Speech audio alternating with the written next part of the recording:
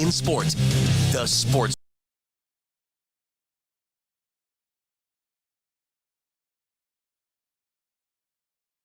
It's good to have you with us. This Monday, October 9th, 2023. We'll get into week 5 around the NFL coming up in about 15 minutes.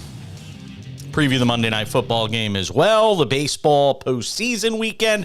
But I thought it was great to talk some hockey. He's a guy we do it with every week on the show, or close to, whenever we can get him. Dennis Bernstein does a terrific job. TheFourthPeriod.com, SiriusXM, NHL Radio as well. You can catch him there. Dennis Bernstein joins us on the show to preview the 2023-2024 season. All right, Dennis. Start of the season is here.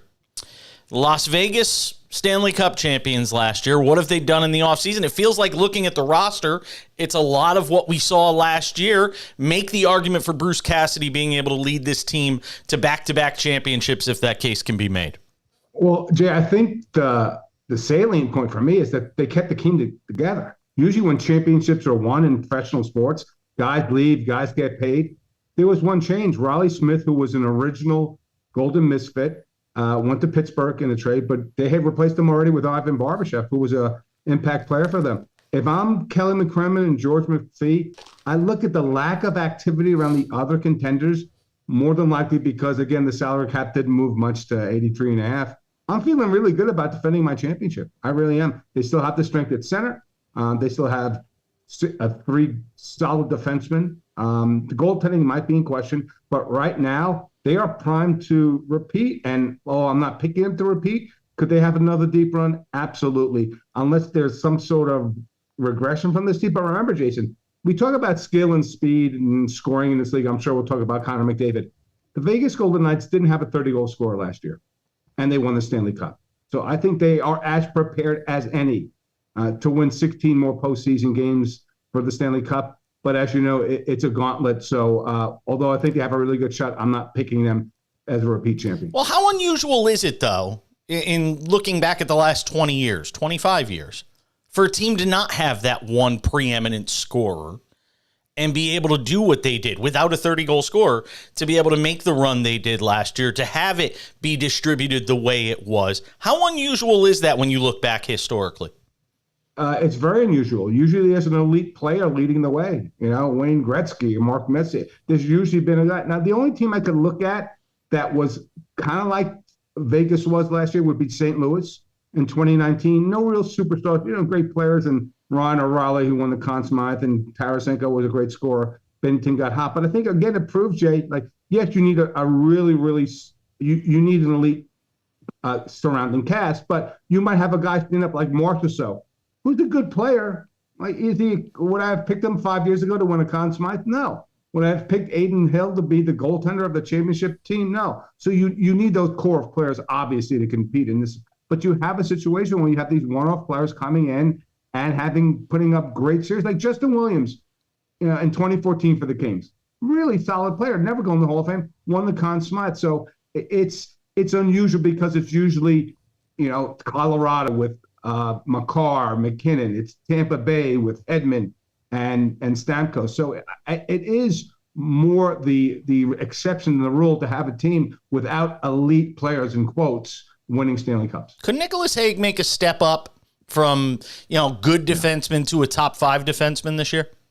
Yeah, he's a favorite of ours at the fourth period. Yeah, he was on the third pair last year, but I'll tell you, him and Whitecloud, who's out with an injury to start the season, they could be a first pair combination, Jason, on a lot of teams in the NHL, and they would win with those guys. So yeah, Nick, big size, 6'6", really shown in the Stanley Cup playoffs. So yes, he could elevate himself. Let's say maybe you want to take some minutes off of Alec Martinez, who's playing great but in his mid-30s. But Nick is ready to emerge as a top 4 and possibly a top pair defenseman at some point for the Vegas Golden Knights. You mentioned Connor McDavid. I mean, if we're going to talk about the West, you got to talk about Edmonton and sort of where we look at Connor McDavid and potentially even further elevation in his game this year. When you talk about MVP candidates, you obviously talk about a guy like Jack Hughes with the Devils is a guy that I see getting a lot of love from a lot of the prognosticators this year. Talk about what you expect to see from Connor McDavid this year.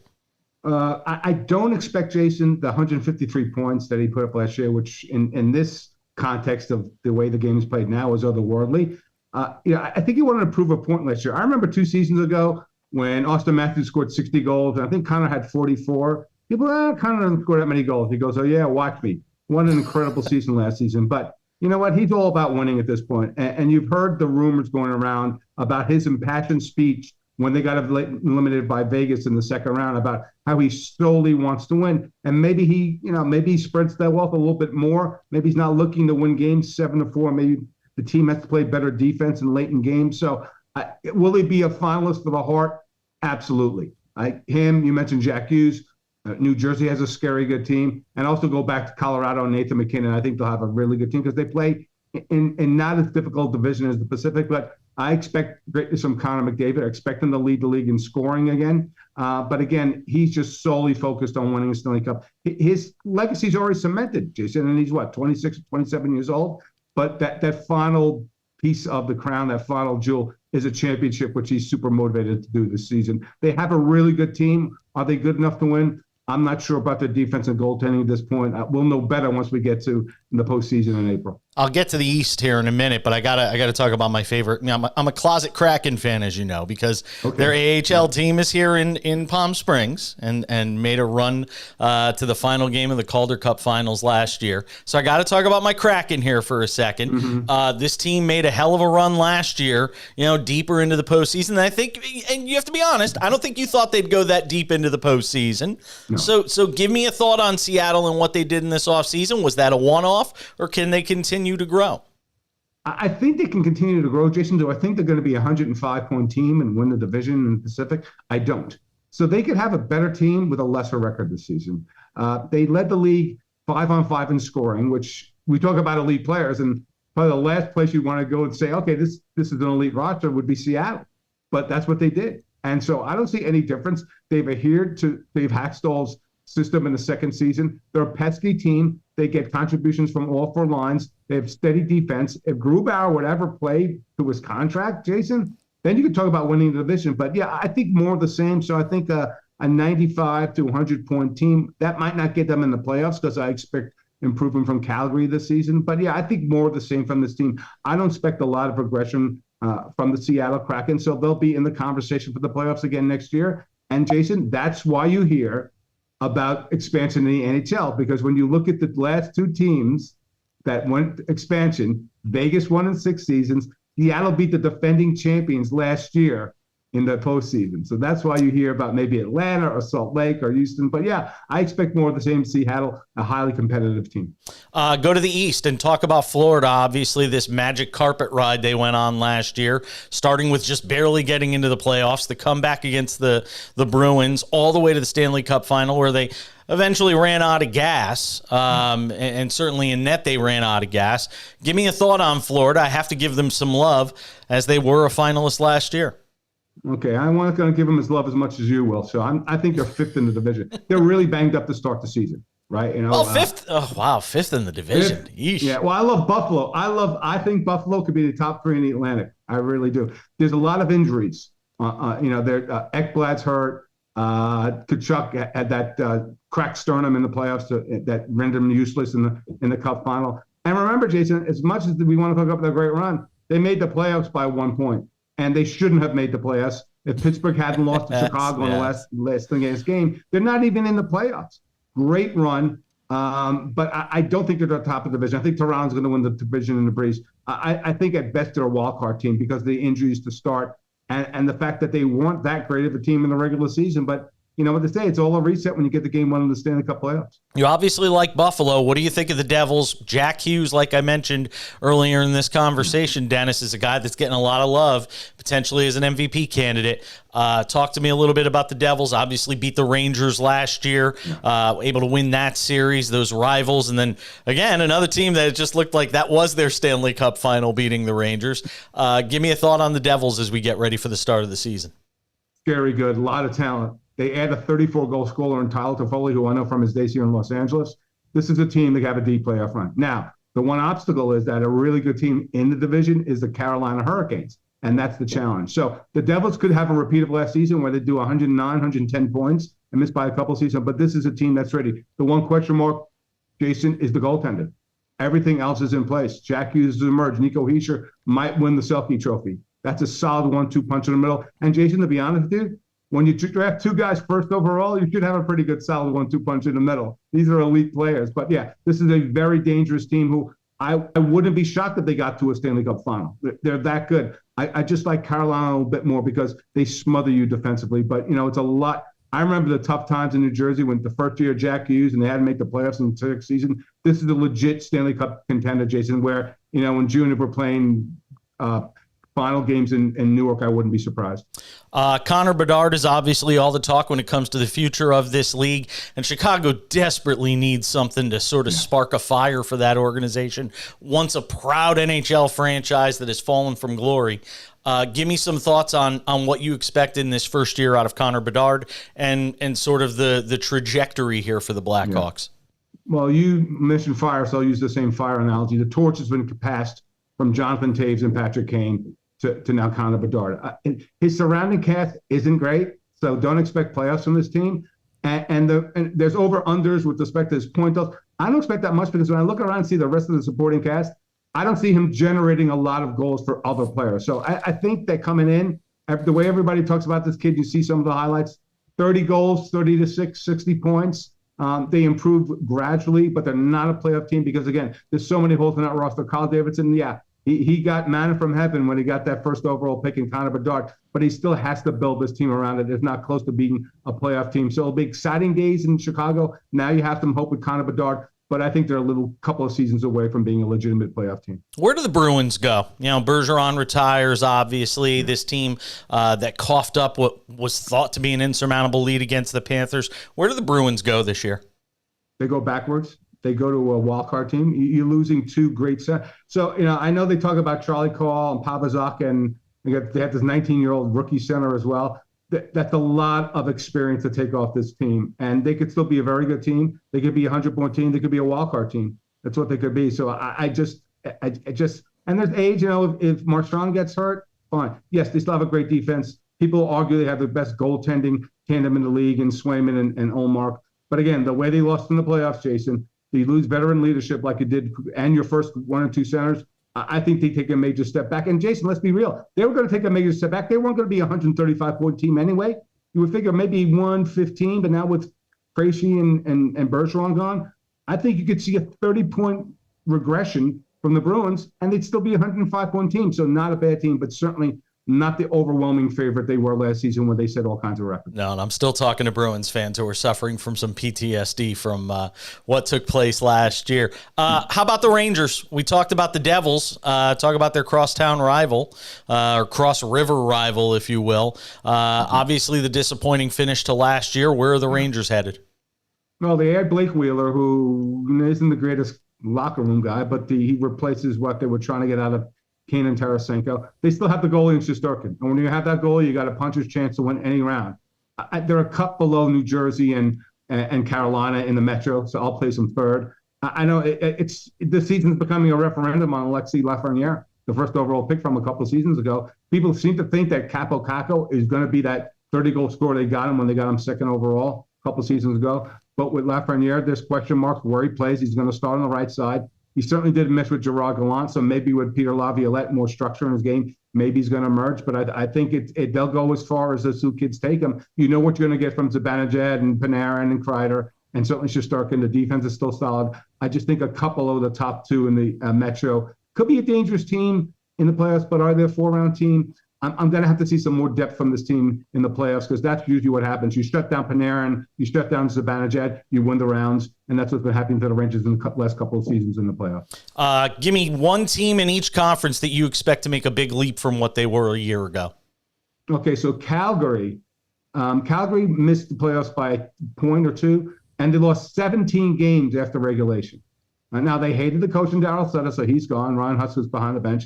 If they won half those 17 overtime or shootout losses, Jason, they would have been in the playoffs. So I think they'll take a jump back. I think they'll jump over your Seattle team and get to the first wild card. So I like them. In the East, I love Buffalo. Now, I love them until I saw them play defense the other night against Pittsburgh, where they played absolutely no defense. So they may be, the NHL version of the Golden State Warriors or the Miami Dolphins. A lot of fun, a lot of injury. You saw Rasmus Dahlin today signed an $11 million a year contract for 8 seasons. This team has a lot of talent. They're ready. They need some goaltending help. Devin Levi's the kid out of Northeastern and might be the guy, but they're going to have to put more structure in their game. They're going to be a fun team to watch. I like them to make the playoffs. I picked them third in the division. It's time for Buffalo. It's time for their fans. And it's time to break the streak, I think, of 12 consecutive seasons of not making the playoffs. I think this is the season Buffalo gets in and could be dangerous because of the depth on their squad. And it's time for you, Dennis, to pick me a winner. Just give me a Stanley Cup finalist from each conference, and then tell me who you think wins it all. Okay, so we did this for the fourth period. Our picks are up. Our cast of characters is going to be up, I think, today with respect to our seasonal picks. So I like, even though we've talked about Vegas, Edmonton, and Colorado, I think Dallas gets out of the West. I love them adding Matt Duchene. They were in the conference final last season, so I like Dallas. I do like Carolina. I picked them a couple of seasons now to come out of the East. I just think that the way they smother people on defense, if Svechnikov wasn't hurt last season, they would have had enough offense. They lost very close games to Florida. Rod Bridgewater will tell you that they could have won that series 4-0. Not really sure that's the case after getting swept by Florida. So I have Carolina and Dallas in the Cup final, and I'm going to go with your Carolina Hurricanes out of Raleigh, North Carolina, to win it all in June. Dennis Bernstein, thefourthperiod.com. Check him out there. Does terrific work. SiriusXM NHL Radio as well. Look forward to talking to you throughout the season, my friend. Thank you. I'm ready to start, JP. Thanks for the time. Love Dennis Bernstein. Always appreciate him joining us here on the show. All right. Let's roll along. We'll do some NFL on the other side. Get into Week 5, the Sunday slate. We'll also talk a little bit about the Monday Night Football game and some baseball. Don't go anywhere. The Sports Wrap continues.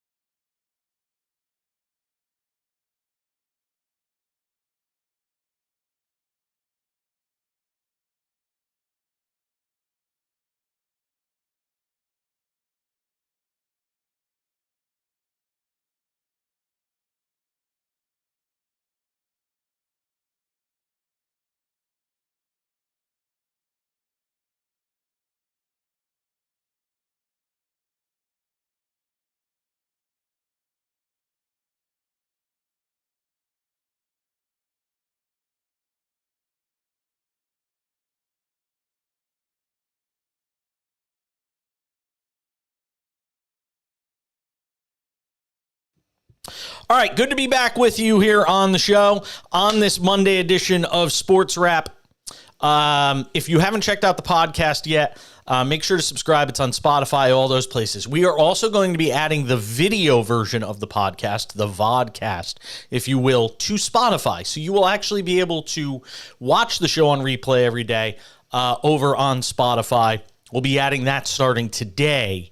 You'll be able to watch the Sports Wrap every day at your leisure over on Spotify. Make sure to subscribe to that. If you're an audio-only person, you don't have time to watch. Maybe you're in the car where you shouldn't be watching. Go and check out the Sports Wrap audio version of the podcast every day. That's on Spotify. It's on iHeartRadio, Google Play, Amazon. I think it's on Amazon. Can't remember if it's on Amazon. It's on Apple Podcasts. Anywhere you get your podcasts, you can check us out Monday through Friday from noon to 1 p.m. Eastern. Again, you can watch us on YouTube, Facebook, Twitch, Jason Page 77 over on X at the back page. All right. So week 5 of the NFL is just about in the books. And boy, what a week it was. I mean, it's impossible to make heads or tails of this league. And I got a lot to get into here. I'm going to try and compress it all into 15 minutes because I don't want to go too long here. And if you're watching the show, you'll see some of the highlights from week 5 on the left side of the screen. So you could check out what happened in week 5 for yourself. But let's run through some of the games and what took place. Obviously, beginning in London, Tottenham Hotspur, the fantastic soccer team from the Premier League, was the host for the Jaguars and the Bills. And look, I said this Friday on the show. I knew this game was going under. I don't even care that it was, I think 48.5 was the number. It wound up at 45, which was a real aberration because this game was like 18-7 or something stupid like that with, 4 or 5 minutes to go. Then there were a bunch of scores late. It got more interesting than it should have been, but Jacksonville was the better team between these two teams. I don't think they're a better team if they meet come the postseason in a game that'll probably be in Buffalo. But for yesterday, they were the better team. Make no mistake about it. Buffalo sleptwalked through this game for 3 quarters, didn't start really playing until the 4th. And again, you don't know how much this has to do with jet lag. Jacksonville had spent a week there prior because they obviously played there last week. Then they're back there again this week, so they don't have to deal with the travel issues. Their bodies are acclimated. Their minds are acclimated. They're adjusted to the difference in the time change and all of that stuff. For Buffalo, this had to be difficult. It has to be difficult for any team that has to make this trip. So I don't go crazy overreading what takes place. There is something to be said for this, though. The Buffalo Bills have played 2 really good defenses here over the first 5 weeks. We saw what happened against the Jets. They did nothing. Jacksonville is a top 10 defensive team, maybe top 12. They're certainly upper third of the league. And we watched Buffalo struggle for 3 quarters yesterday. So as much as we might want to talk about fool's gold with some of these teams and, well, look what Buffalo did to Miami. They're certainly the class of the division. Not so fast. Because I've now watched 2 good defenses shut down this Buffalo offense. And it wasn't a lot of self-inflicted errors. It was just Jacksonville played really well defensively. They brought up a great scheme. They were able to shut down what Josh Allen and this Buffalo team were throwing their way. Watch Jacksonville. Again, they will wow you at times, and they will lull you to sleep at times. They go through these stretches. The inconsistency in this team is the only consistent thing about them. But they get a win yesterday, 25-20. And again, now, if you get into a situation late in the year where tiebreakers are a factor when we talk about the postseason, obviously this will matter. And there's going to be a lot of attrition, throughout the AFC schedule this year and some of the games that Buffalo has to play. Who knows? You get to the end of the year, these 2 teams are tied. We get to the playoffs. A matchup between these 2 teams could be in Jacksonville. You never know. Saints and Patriots, I'm not going to spend a lot of time on. The Patriots are a laughingstock right now. The Saints are not a very good football team. They went into Foxborough yesterday and embarrassed Bill Belichick's team. 34-0. 34-0. Mac Jones got yanked again in the fourth quarter of this game. It was an outright embarrassment. And I think the broader conversation we have to start having is, does Bill Belichick survive this? I used to think it was a foregone conclusion that at some point over the next year or two, Bill Belichick would eclipse Don Shula's all-time record as the winningest head coach in the National Football League. Now you have to wonder. Because in the event that Bill Belichick does lose his job in New England, do you think there's going to be a lot of teams running out there to hire an aging Bill Belichick, when now the narrative is starting to be formed, fairly or unfairly, the narrative that's starting to form, and I watched it this morning on ESPN for the 5 minutes I turned it on. Well, was it Brady or was it Belichick? And now the answer seems to be undoubtedly that it was Tom Brady. Again, fairly or unfairly. There's been a lot of great quarterbacks, all-time great quarterbacks, that didn't win at the level of Tom Brady. So Bill Belichick has to get some credit for that. But at the same time, it is impossible not to look at the Patriots' record, sans Tom Brady, and with Bill Belichick being the remaining of that duo that's still in Foxborough. How long does Robert Kraft let this go? Patriots fans aren't accustomed to this. A generation of Patriots fans know nothing but winning.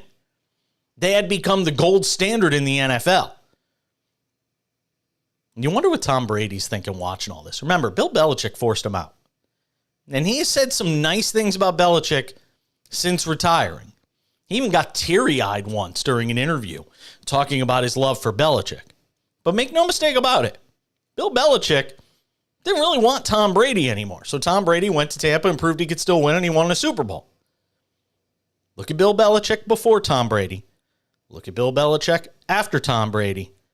Look at Bill Belichick with Brady. I mean, the numbers speak for themselves. It's hard not to argue. You know, you look at the makeup of this roster, the composition of this roster, it feels like the whole thing needs to be blown up. It feels like that whole thing needs to be blown up and start again. Who's going to be the next person? Who wants to be the person that has to follow Bill Belichick? Then again, that job might become a lot easier if the Patriots continue to struggle the way they have.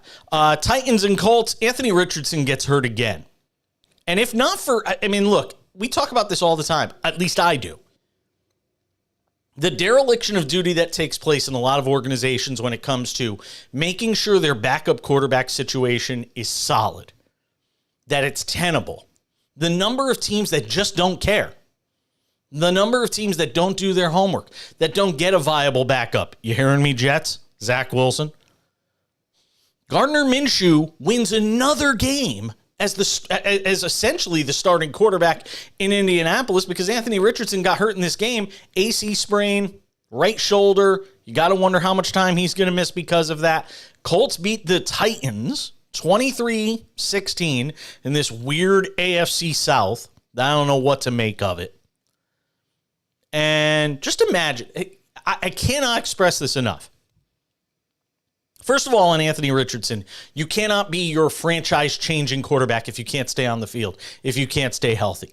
That is already something that's starting to form in the minds of the football media and obviously in the minds of Colts fans. Can we keep this guy on the field? Yeah, he's a fantastic talent, and the future looks bright, but if you can't stay on the field, you can't be a franchise quarterback.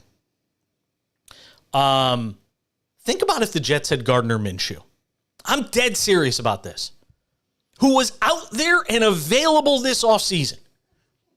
Think about what the New York Jets would look like right now if Gardner Minshew was the starting quarterback.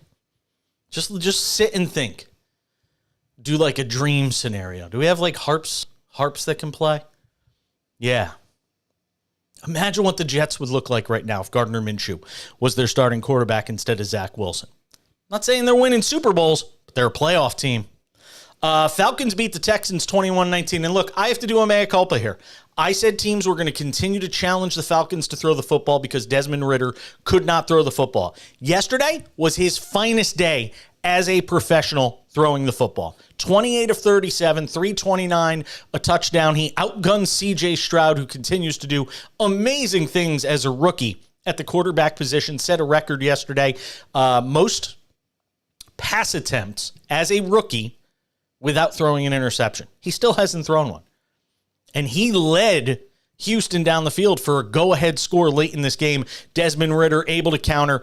Certainly one of his finest games. And Kyle Pitts actually showed up. There was a Kyle Pitts sighting. 7 catches, 87 yards for Pitts in that game. 21-19. Falcons win. They're 3-2.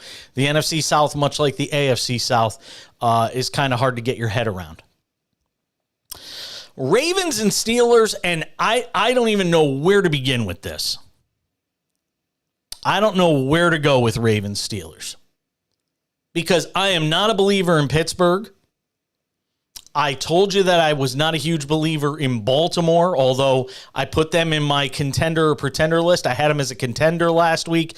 Their offense has struggled now in 4 out of the first 5 games. You got guys dropping passes. Once again, late in a game, Lamar Jackson, when the team's defense gave it up, Pickens to Pickett, or Pickett to Pickens, got it backwards. Pickett to Pickens late, gave the Steelers a lead in that game. Ravens unable to come from behind. The Ravens are better than their record would indicate, but at the same time, they just have not, if you look at 4 of the 5 games this year, they have not played well. There's no getting around it. They have not played well 4 out of the first 5 games, especially offensively. You're paying Lamar Jackson franchise quarterback money, and now you know what? The expectations are there. You cannot be as mediocre as they have been the first 5 games of the season. Simple as that. The Lions might be the 3rd best team in the NFC right now. That's my conclusion after week 5 of the NFL season with 1 game to go. Lions beat the Panthers 42-24. Look, after San Francisco, who we'll get to, and Philadelphia, who we'll get to, as the 2 unbeatens left in football. After that, where are you going in the NFC if you're talking about teams that could potentially knock off one of those 2? Which I don't think is going to happen, by the way. I think they're meeting for the NFC Championship. But Detroit has to be the spot you go to. I think this is the 3rd straight game they won by 15 or more. They beat the Panthers 42-24. They were dominant from start to finish. They pounded a team they should. They continue to prove that they are a different team at home than they are on the road. You do not want to go and play in Detroit these days. The Lions just continue to dominate on their home field. Jared Goff's a different quarterback playing at home than he is on the road. Yesterday, another fine day for him. Sam Laporta continues to be a real force for them in the passing game, the rookie tight end out of Iowa. Lions win 42-24. The Giants, look, Daniel Jones gets hurt late in this game yesterday. Blindside blitz.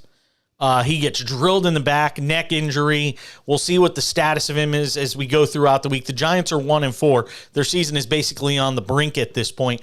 The Dolphins get a good bounce-back win. It was 31-16. It could have been 50-16 if the Dolphins didn't take their foot off the gas pedal basically late 3rd quarter throughout the entire 4th quarter of this game. It was a good get-back, get-right game for the Dolphins, who win it easily 31-16, as you would have expected, and they covered the 13, I believe was the number. Bengals beat the Cardinals in Arizona 34-20. Don't look now. Here come the Bengals. Starting to show signs of life. That's why they were the one team that at 0-3, I didn't think you could bury them. Now they're 2-3. You look at where the rest of that AFC North is, and why would you pick against the Bengals at this point? I don't know what the number is on Cincinnati to win the division. I think I could look it up here real fast on the fly, but look at Cincinnati. Oh, I'd take Cincinnati all day. They're plus 470. I can get Cincinnati at plus 470 right now when they're a game out. in the AFC North. And I know they've lost some tiebreakers here, but I'd still take Cincinnati over any of those teams right now. Good win for the Bengals yesterday on the road in Arizona. Joe Burrow looking like Joe Burrow. 3 TDs, 1 pick, throws for 317. The completion percentage was good. And for the first time, Joshua Dobbs got exposed a bit in a big spot. Cardinals are 1-4. They have certainly played better than that, but they lose at home yesterday, 34-20. And again, Cincinnati to 2-3. I feel good about where the Bengals are right now through week 5, considering how badly they played over the first, 3 weeks of the season. I mean, look at the Steelers. Unless you believe magically in Kenny Pickett, the rest of that roster is meh. They got some playmakers, I know. You saw Pickens yesterday. But Steelers are 3-2. They're probably a slightly above 500 team, probably a 9-win team. Ravens are 3-2, have not come close to playing to their potential yet. Browns are 2-2. Got to keep Deshaun Watson healthy. I think the Browns are kind of the wild card, and I don't mean that in terms of a wild card team, but a wild card in that division. When I look at Cleveland, that defense, which did get exposed a little bit last week, but they were on the field a little bit more than usual. If Watson's healthy, Cleveland could be the sort of upset pick there. So that's where we are as far as the AFC North is concerned. And again, Bengals get a good win on the road yesterday. Let's see. Where do we want to go next? Eagles-Rams. Eagles beat the Rams 23-14. This game was highly competitive. The Rams basically went toe-to-toe and step for step with the Eagles for 3 quarters plus yesterday. And I'll tell you, it's amazing that the Rams only scored 14 points in this game because that offense is extremely dynamic. They've got plenty of weapons. When Stafford's healthy, he could still sling it. But the Eagles, again, much like the Chiefs, who lost week 1 without Travis Kelce, much like the Chiefs, the Eagles just finding ways to win games every week. It's a different person. It's a different way. It doesn't matter. They can beat you in so many ways. That is what makes the Eagles and the Chiefs so impressive through the first 5 weeks of the season. They've done it differently every week. Can you sustain that over 17 games? I don't know. Speaking of the Chiefs, beat the Vikings yesterday 27-20 in Minnesota. We gave you that pick on Friday, and you didn't even have to pay for it. Chiefs beat the Vikings 27-20. We told you to take the Chiefs minus the points. They get the win on the road. And look, nothing encapsulates what's going on with the Vikings more than their first offensive play from scrimmage in this game, a fumble.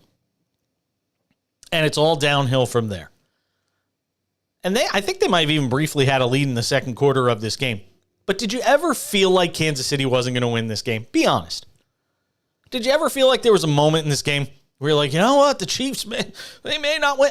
I have no faith in Minnesota right now. They are, the Mr. Magoo, the bumbling stooges of the NFL right now. With tons of talent, they're 1-4 now. You have to think about, if you're that organization, going to Kirk Cousins and saying, can we trade you? Can we deal you? Will you accept a trade to X, Y, or Z? Because you're not going anywhere this year. They're certainly not winning the NFC North. That's Detroit's division to lose. Are they better than, Green Bay? They have as many wins as Chicago, even though they're certainly a better team than Chicago. Boy, you think about it, that NFC North, it should be a cakewalk for Detroit. Think about where we are right now. Jets-Broncos. Jets obviously win 31-21. It's just a wild game.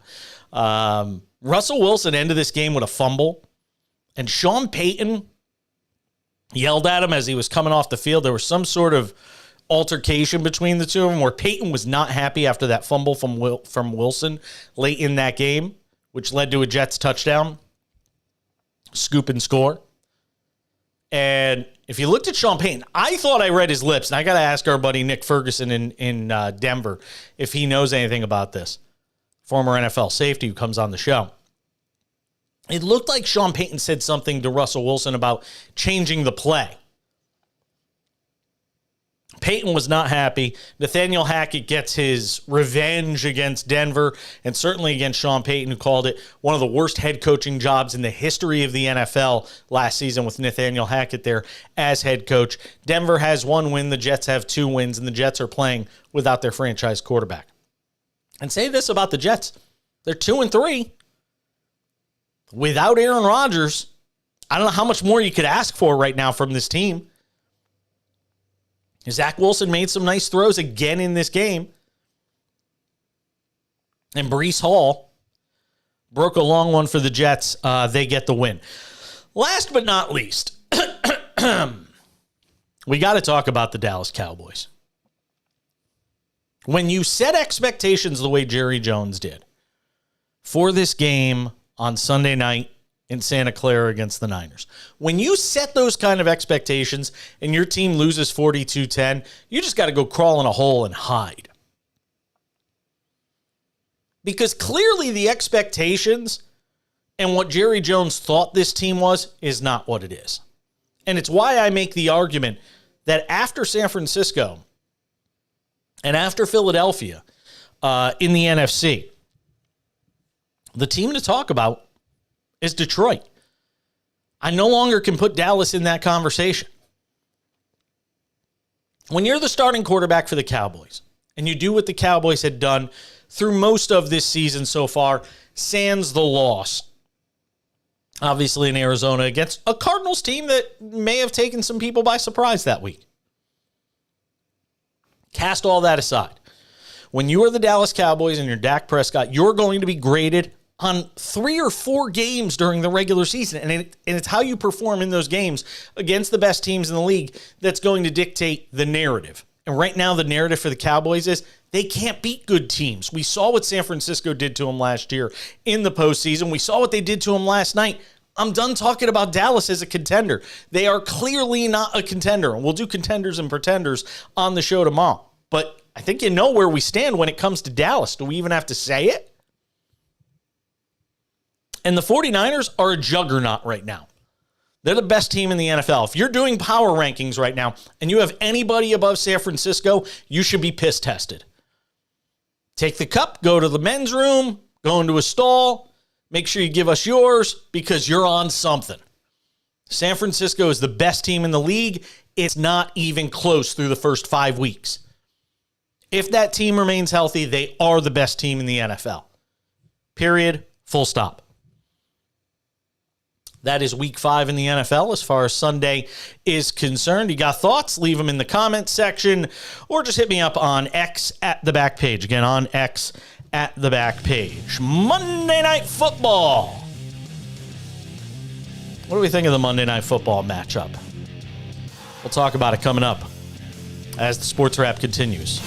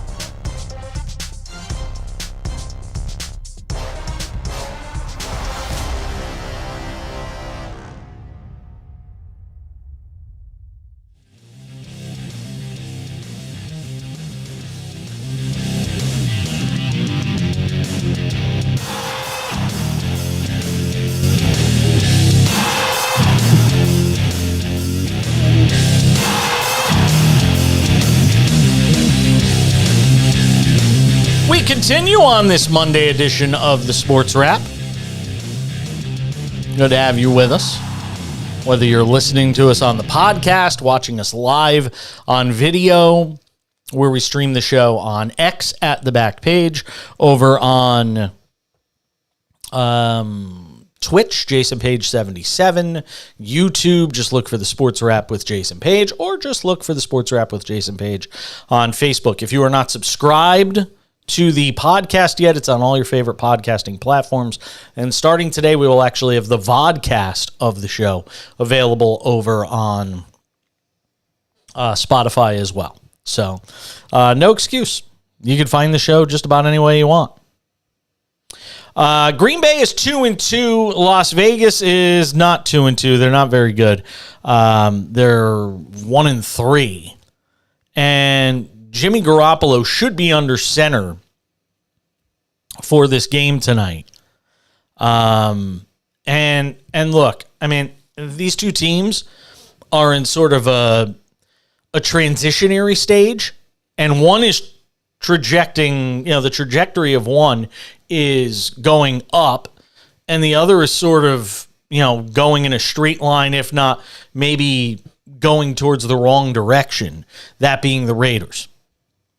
And I say this as a guy that likes Jimmy Garoppolo, who the Niners gave up on finally after a litany of injuries, and then it was Trey Lance, and then it was Brock Purdy because Garoppolo got hurt again, and all of that stuff. And you've watched him in the early going with the Raiders, and he's the same Jimmy Garoppolo he's always been. And he's the same Jimmy Garoppolo in the fact that he can't stay on the field, as he had to miss last week's game, and Aiden O'Connell had to go out there and play. And let's be honest, the Raiders almost beat the Chargers last week with Aiden O'Connell at quarterback. They almost won that game. So if they had Jimmy Garoppolo, could they have won? Who knows? Fallacy of the predetermined outcome. We never really know. Latest odds on this game, it's Green Bay plus 2.5 in Las Vegas. You know there's going to be a ton of Green Bay fans there. It's a good escape. Get away from Green Bay for a couple of days. You get to go to Las Vegas. Teams like Las Vegas and teams like the Chargers and the Rams are basically playing road games for 17 games because so many of their opposing teams' fans are making trips to LA, are making trips to Las Vegas. It just seems in general like NFL fan bases travel better in general. But particularly places like LA and Vegas, you're up against it, man. Teams, fan bases want to go to fun places. What's more fun than Vegas? So it's Green Bay plus 2.5. They're plus 110 on the money line. Vegas is minus 2.5. Minus 130 on the money line. The total is 45.5, which is an interesting number. I would tend to lean towards the over in this game. Green Bay, as we mentioned, they've alternated wins and losses at 2-2 here in the early going. I don't feel particularly strong one way or another about this game, and I don't believe in giving picks just to give picks. I mean, we do that on Friday, but we have a whole slate of games to choose from a particular week in the NFL. But when I look at this matchup, there isn't anything that particularly wows me. I didn't look at some of the individual player props for this game. I could look at them real quick here, see if there's anything that jumps out at me. I think we nailed it. We've been pretty good on the player props. At least I've been pretty good on my individual player props this year. Let's see. Player passing yards. Garoppolo, 239.5. Love, 235.5. It's interesting. It's interesting. If you believe it's going to be a high-scoring game, then you like the overs in that case. My buddy Eric Casillas always says, betting the under is like rooting for divorce when you go to a wedding. It's like sitting at the table and being like, all right, what's the over-under on divorce? I'll take divorce. Divorce or stay together 10 years. I'll take divorce. That's what rooting for unders is like. I suck at rooting for unders. I stink at taking unders. If I can't find an over I like, I just won't bet it. That's sort of my philosophy. If you look at some of my pick'em games with Jock MKT yesterday, you'll kind of figure that out, that I'm in love with the overs. Yeah, I'd say I probably like over 45.5, and I'd say I like Green Bay plus 2.5, but I'm not in love with either of them. Have fun watching the game tonight over on ABC and ESPN. Baseball postseason. Look, the Rangers are the hottest team in baseball right now, and they're the hottest team at the right time. They've won 9, I forget what it is. They won 9-0 yesterday. No, what was the final yesterday? 11-8? I'm sorry, 11-8.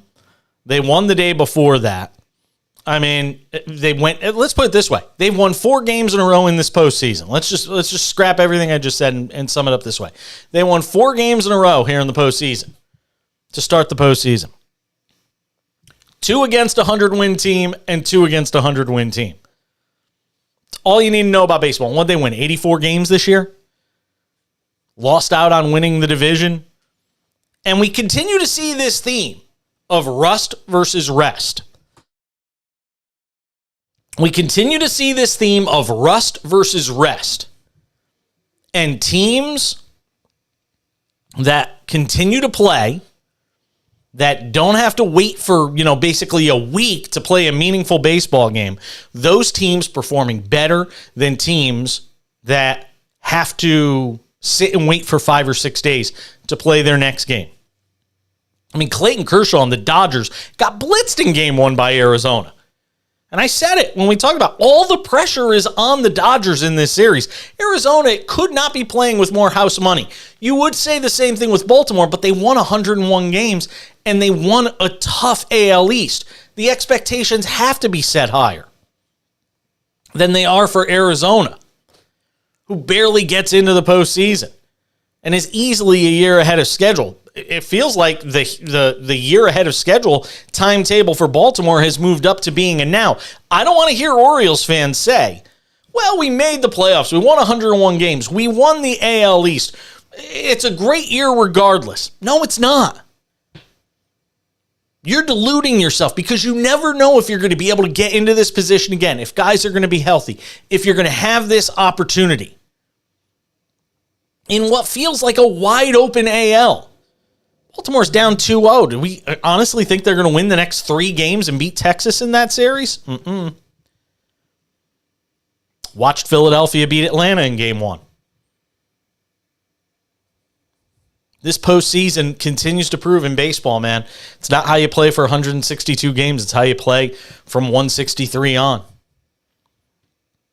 And you can make all the arguments in the world through what we see for 162 games in baseball. The fact of the matter is, you run into a hot pitcher, team gets rolling. Some teams play better not having the time off as a wild card team, where every game basically for these wild card teams felt like a postseason game down the stretch, versus some of these teams that didn't play meaningful baseball for the entire month of September. I don't know what to make of it. We'll see over the next few days or so. We'll obviously be covering it here on the show. It's going to do it for us on this Monday edition of the Sports Wrap. Thank you for being a part of it. We're back on Tuesday. Russell Baxter, ProFootballGuru.com, is supposed to be joining us. Maybe we'll do some college football too. I didn't get to any of it today. We'll get to some of it on the show tomorrow. What happened to Miami? The Hurricanes. Kneel on the football, would you? How about blowing up your whole season because your head coach is a dolt? It's amazing. We're back with you on Tuesday. Full Monday Night Football recap. Sam Yarnell will rejoin us as well. I'm Jason Page. Thanks for being a part of it. Thanks to Dennis Bernstein from thefourthperiod.com, SiriusXM NHL Radio. I'll see you later.